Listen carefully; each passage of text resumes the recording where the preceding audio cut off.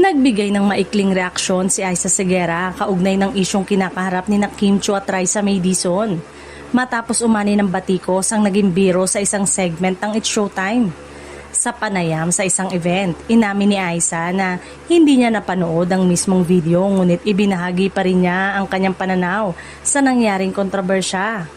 Ayon kay Aiza, mas makabubuti kung magiging mas sensitibo ang lahat ng pagbibiro lalo na sa telebisyon. I think it would be better if we are more sensitive of people, anya.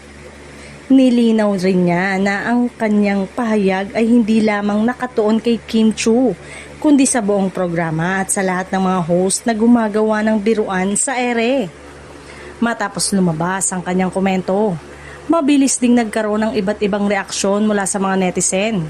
Mailan ang nagsabing hindi umano dapat nagbigay ng opinyon si Aiza kung hindi niya napanood ang buong video.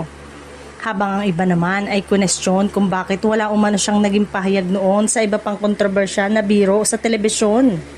Sa kabilang banda, marami rin ang nagtanggol kay Kim Chiu. Ayon sa ilang netizen, wala umanong intensyon ng aktres na maliitin si Raisa May Dizon at mali lamang ang naging interpretasyon ng publiko sa naging biro.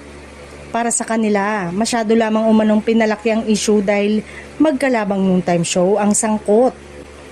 Sa ngayon, nananatiling usap-usapan online ang issue habang patuloy na naghahati ang opinyon ng publiko. Bagamat magkaiba ang pananaw ng mga netizen, naging paalala naman ang pahayag ni Aiza Seguera tungkol sa kahalagahan ng pagiging maingat at sensitibo sa mga biro na naipapalabas sa telebisyon.